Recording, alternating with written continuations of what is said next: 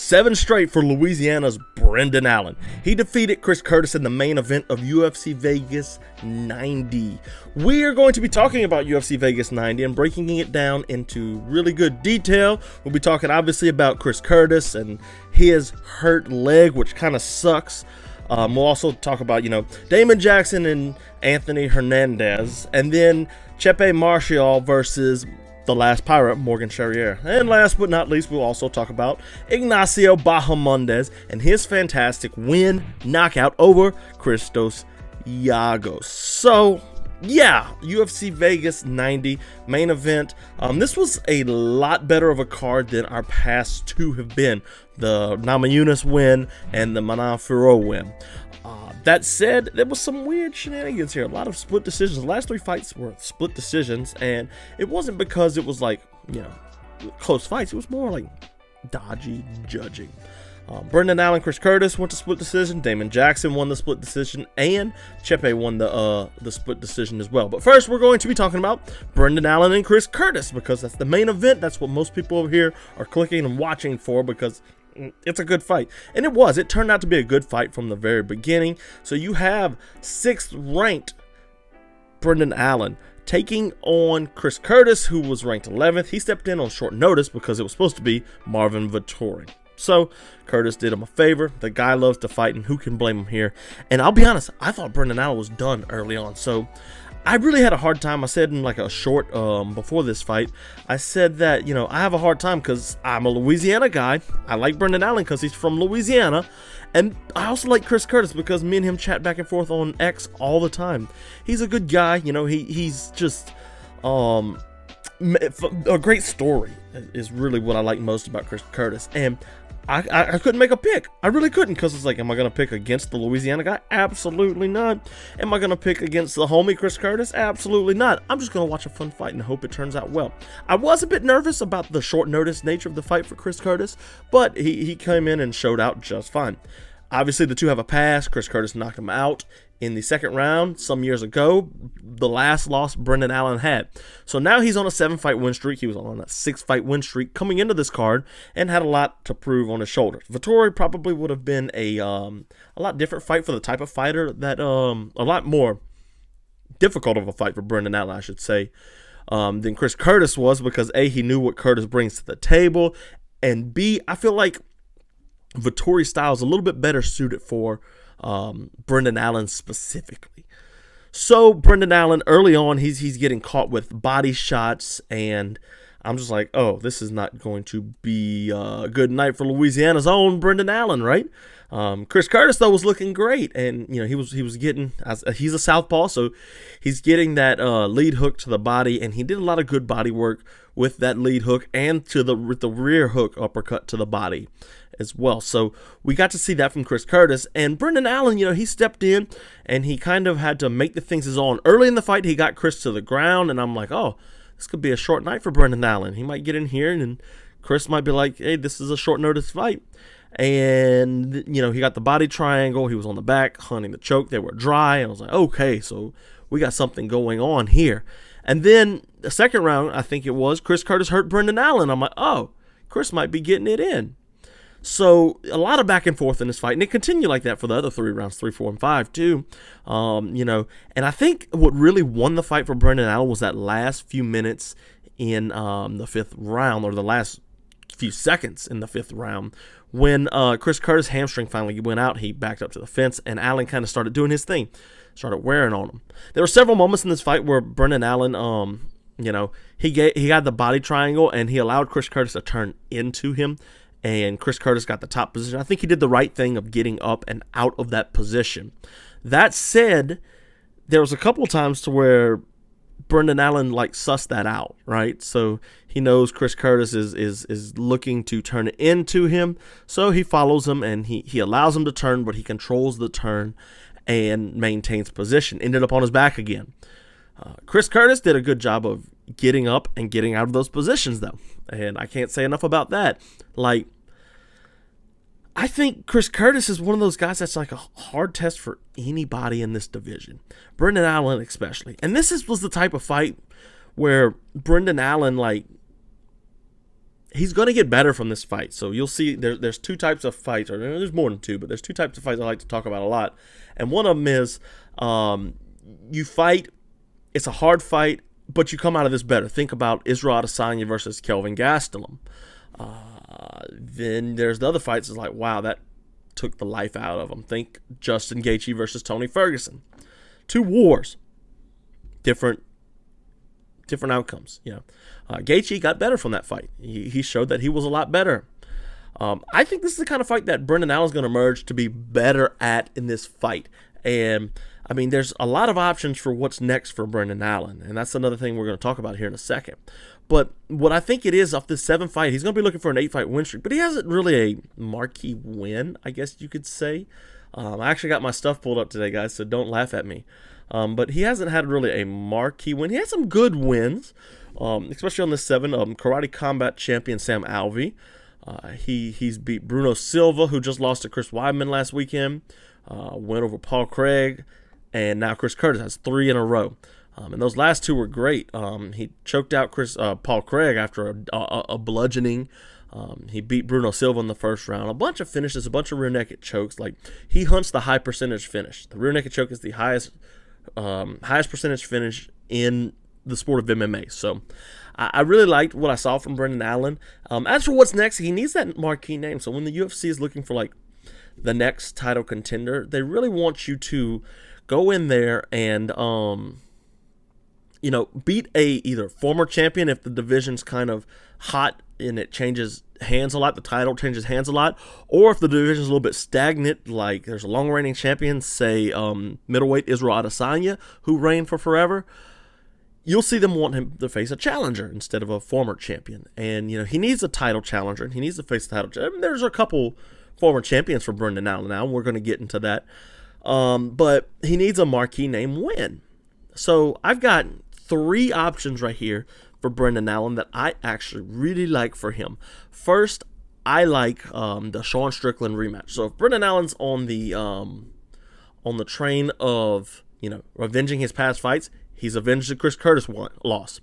Next, his next loss was to Sean Strickland back in 2020, second round knockout. So their teammates, Chris Curtis and Sean Strickland are, and he beat, what's his name? He beat Brendan Allen. So that's like the fight to make, right?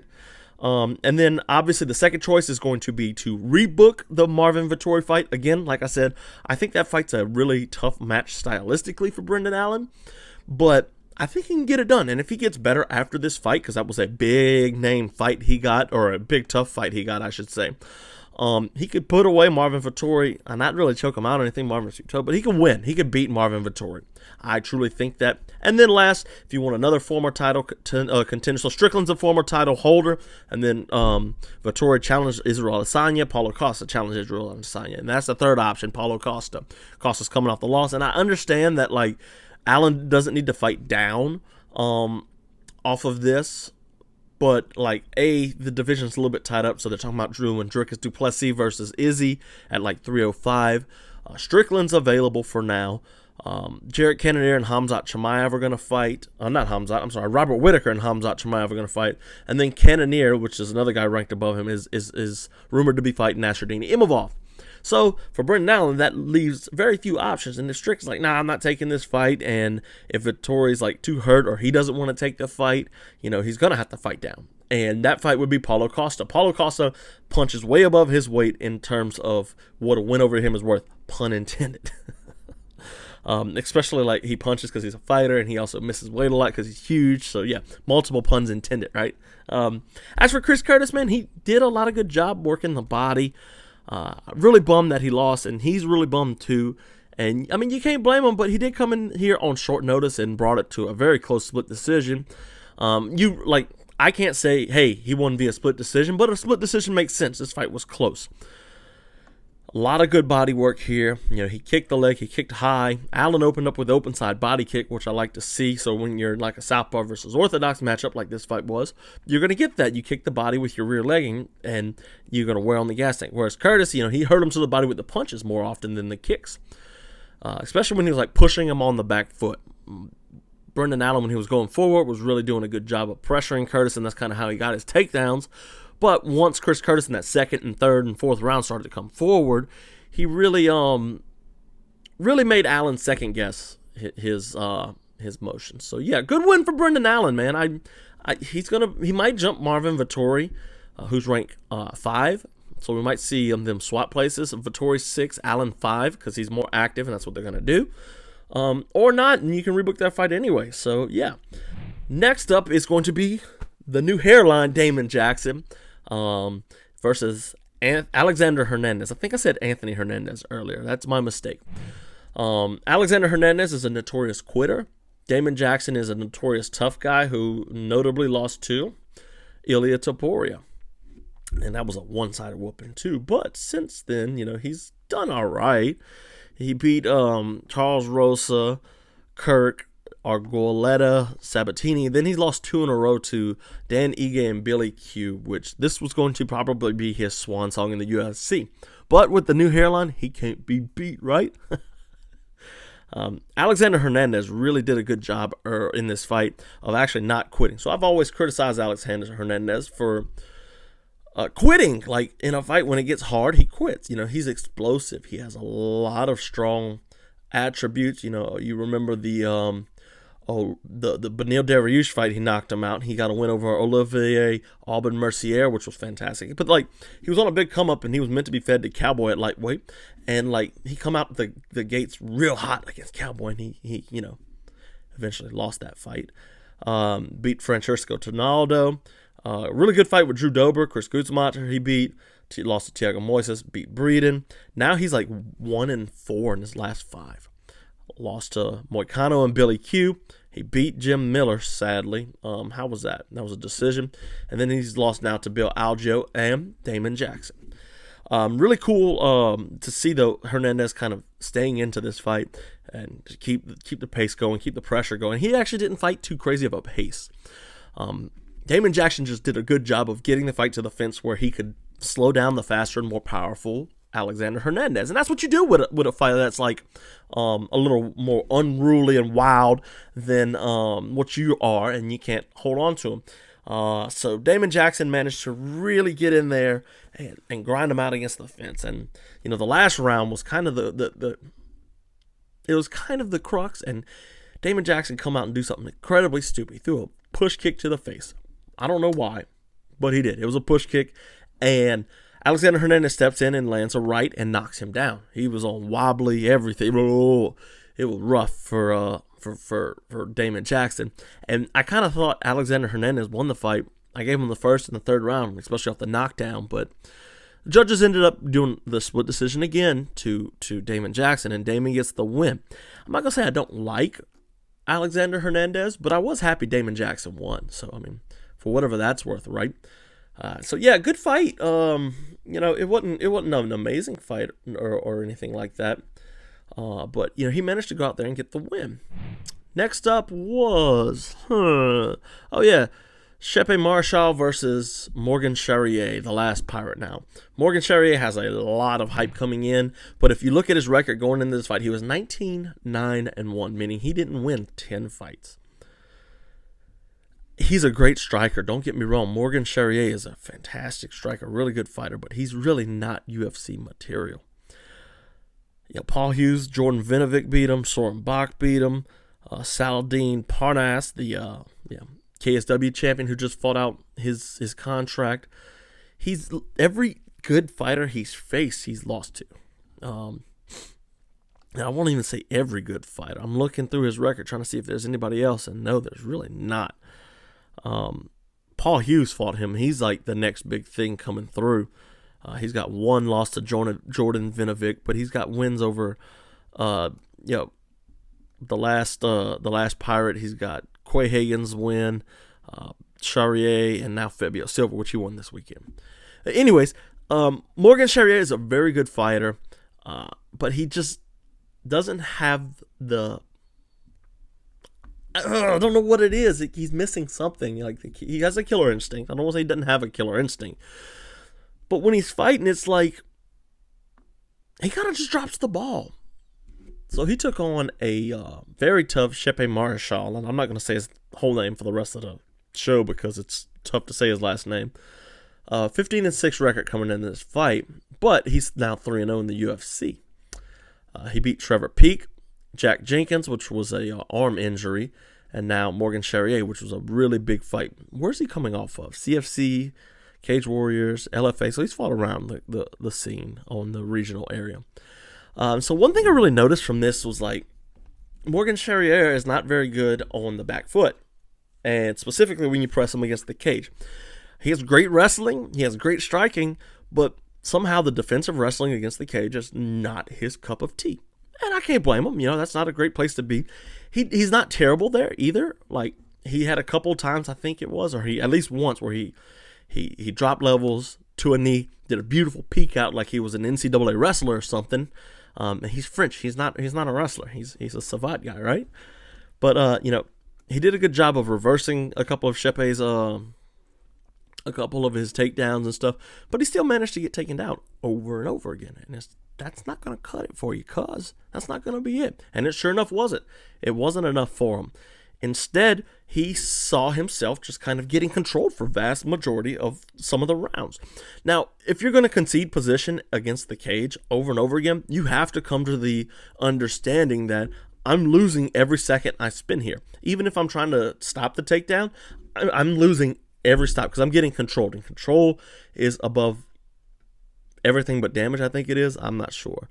But anyways, like, he just has to make sure that he understands and he's okay with that fact. And he didn't seem like he was, mad about the fact that he gave up the position that entire time, because he did though. He gave up the position a lot of the fight. I said I joked around and said I pulled up everything. I didn't pull up everything. I didn't get UFC stats up, and I'm going to do that right now. Let's see. So how much of this was control time? Chepe landed a lot of more strikes. Goodness, 71-49. It didn't feel like that. 3 minutes and 38 seconds of control time. That doesn't even count like against the fence, I don't believe. So, yeah. So another thing I noticed about Chepe, like, he got tired early because he was going all out round one, but he still managed to grind through and get a lot of work done. But when he was hitting Morgan Charriere, he was knocking him on the ground, like, and it wasn't even like he's hurting him. It was just like so hard and so fast. Like, even if it landed against his guard, like, Morgan Charriere would just fall to the ground. I was like, oh my gosh, this dude's just like running through him. So Chepe ends up getting the win. Morgan Charriere back to the drawing board. He's now 19-10. That's not the type of record you want to see in the UFC. Let's be honest, you don't want it. Now, I don't want to say like we want to get to where we're like fighting cans so we can get this record up, because Morgan Charriere is a really good fighter. But I don't think he'll ever be UFC champion. He might make it ranked one day, but he's fun, he's good, but his body of work doesn't tell me, hey, I'm going to be something special one day. He's really not. I don't think he is. He's a fun fighter. It's going to be fun to analyze and be like in 5-10 years, hey, you remember Morgan Charriere? That dude was pretty good. But he just can't make the cut. He drops the ball when it's important. The last fight we're going to talk about now is Ignacio Bahamondes. I like saying that name. Ignacio Bahamondes. He took on Christos Giagos, a very tough opponent, or he should be a very tough opponent. Christos Giagos is a Greek fighter. He shared the cage with some of the best. Obviously now Ignacio Bahamondes, but he also Arman Saryukin, Ricky Glenn, Charles Oliveira notably, Josh Emmett, Chris Wade, Gilbert Burns. This guy's fought a lot of good people. So he's a good test to see just how good you are. Because if you're going down looking at it, he's not like invincible by any means. But Saryukin knocked him out. As a matter of fact, Jakar Close didn't knock him out. Charles Oliveira, he had a good first round against Oliveira, actually. Josh Emmett knocked him out. Never mind, this guy gets knocked out all the time. Gilbert Burns via armbar also. But yeah, so Ignacio Bahamondes comes in. He is a very exciting fighter. He's had some ups and downs in the UFC, but he's also, I believe he's still young. He's got a decent record too, I think. Yeah, 15-5. How old is he? 26. He's a kickboxer.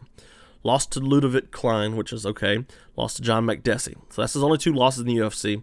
Comes in off the Contender Series and has 4 wins, 2 losses. So he's he's a fun prospect. Now, what I like about Ignacio Bahamondes, because I'm going to keep saying his name over and over again, is how he switches stances and he uses the weapons differently from each stance. We talked about that with like Alex Pereira in the film study.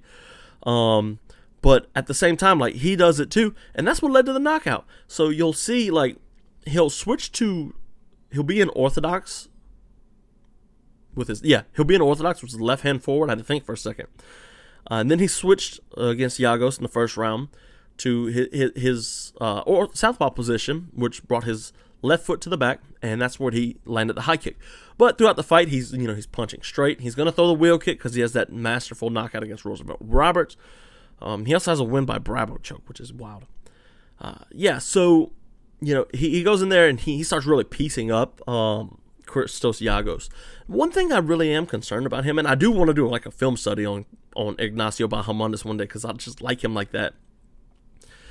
But one thing I do notice is that he doesn't move his head. He gets hit a lot, and that's what caused him to lose against Ludovic Klein and John McDessie. He kind of just gets hit, and he's there to be hit, even though he makes these big explosive movements. He can go the distance. He's an exciting fighter, and he's also a comfortable fighter in the pocket too. But he needs to go out and kind of just work on his head movement. It'd be really cool to see him doing some Canelo type stuff and then coming up top with something. That'd be fun.